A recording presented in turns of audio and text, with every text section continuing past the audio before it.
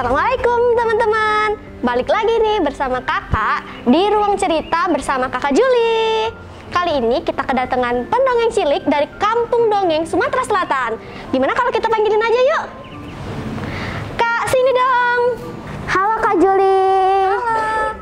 Naura, kita lepas dulu ya maskernya. Ayo. Teman-teman di rumah pasti mau kan kenalan sama Naura? Naura, silakan perkenalkan diri kamu. Halo teman-teman, perkenalkan nama saya Naura Fatihah dari SD Ta'al Furqon Palembang. Naura kelas 4 SD dan umur Naura 9 tahun. Naura hobinya mendongeng. Wah, Naura hobinya mendongeng ya?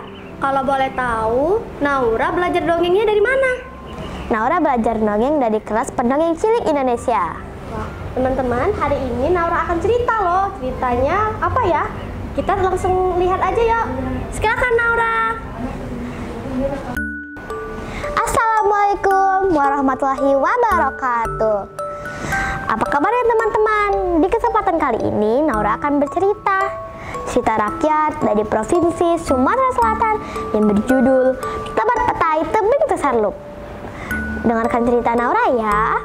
Pada zaman dahulu di daerah Haji, tepatnya di Kabupaten Oku Selatan, ada sebuah desa yang kaya raya. Desa ini mendapatkan hasil panen yang berlimpah. Inilah yang menyebabkan penduduk desa menjadi makmur dan sejahtera. Tapi teman-teman, ini juga yang menyebabkan karakter angkuh kepada penduduk desa, sehingga mereka menganggap rendah orang yang berkunjung di desa mereka. Apalagi orang itu tidak punya apa-apa. Oh ya teman-teman, mereka juga merayakan hasil panen mereka dengan bernyanyi dan menari. Ombai akasi kamko hagamula, muli meranai lagi rincak-rincakan. Ombai akasi kamko hagamula, muli meranai lagi rincak-rincakan. Saat mereka sedang bernyanyi dan menari, ada seorang kakek tua berpakaian compang-camping menghampiri penduduk desa tersebut. Kakek pun berkata, "Permisi, oi, permisi." Wush. Tidak ada satupun orang yang mendengar kakek tersebut. Kakek pun berkata lagi, "Permisi, hei, permisi, adakah orang yang mendengarkanku?" Lalu ada satu wanita cantik menghampiri kakek tersebut. Ia pun berkata, "Hei kakek tua, sedang apa kau di sini?" Kakek itu pun berkata, Maaf kakek cantik, kakek sangat lapar. Kakek ingin meminta sedikit makanan, tolonglah." Apa yang dikatakan gadis itu? Makanan? Tidak ada makanan di sini. Pergi sana, gangguku saja.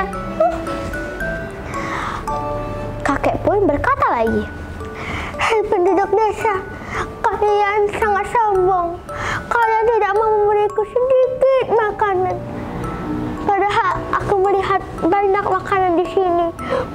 Tuhan tidak akan membiarkan kesombongan kalian." Penduduk desa hanya bisa mendengar kakek itu berbicara, dan suasana menjadi hening dan menghilangkan keramaian.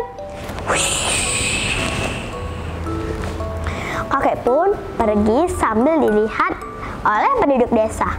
Kakek pergi ke tempat yang tinggi.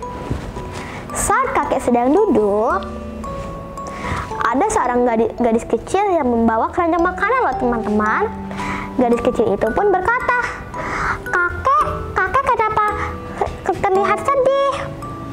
Kakek pun berkata, "Kakek sangat lapar. Kakek tidak diberi makanan oleh desa itu." Gadis kecil itu pun langsung memberikan makanannya kepada sang kakek. "Kakek, aku mempunyai sedikit makanan, makanlah." Wah, alangkah bahagianya sang kakek. Kakek pun langsung makan makanan yang diberi oleh gadis kecil itu. Nyam nyam nyam, nyam nyam nyam. Setelah kakek selesai makan, kakek langsung menancapkan 7 buah lidi ke tanah. Set! Gadis kecil yang heran melihat kakek menancapkan lidi ke tanah. Gadis kecil pun berkata, kenapa menancapkan lidi ke tanah? Kakek pun menjawab, pergilah nak, engkau orang yang baik. Penduduk desa itu harus diberikan pelajaran atas kesombongannya. Gadis kecil pun pergi ke tempat yang tinggi. Saat kakek melihat gadis kecil itu telah pergi, kakek mencabut 7 buah lidinya dari tanah. Set! Perlahan-lahan air keluar dari tanah. Semakin lama semakin deras hingga membanjiri desa tersebut. Nah teman-teman, penduduk desa tidak sempat lagi melarikan diri sehingga desa itu menjadi tenggelam.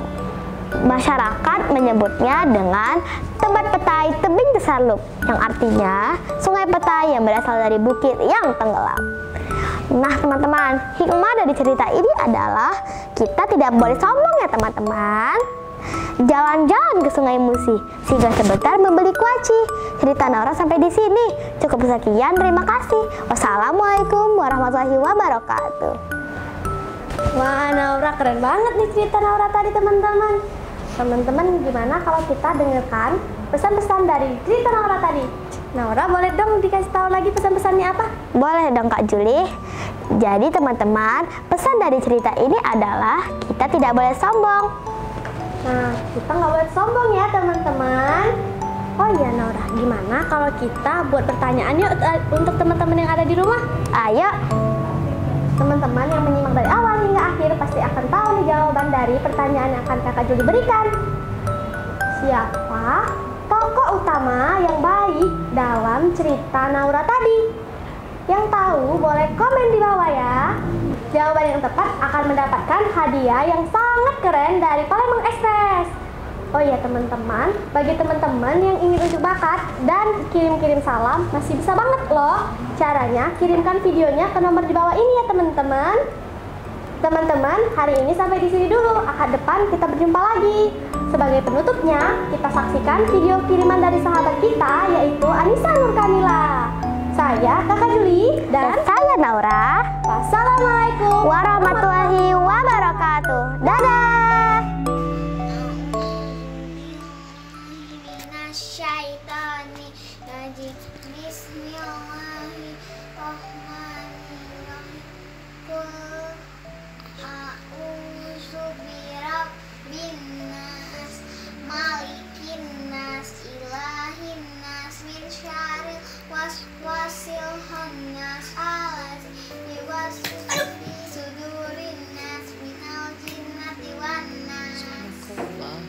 Sadaqallah.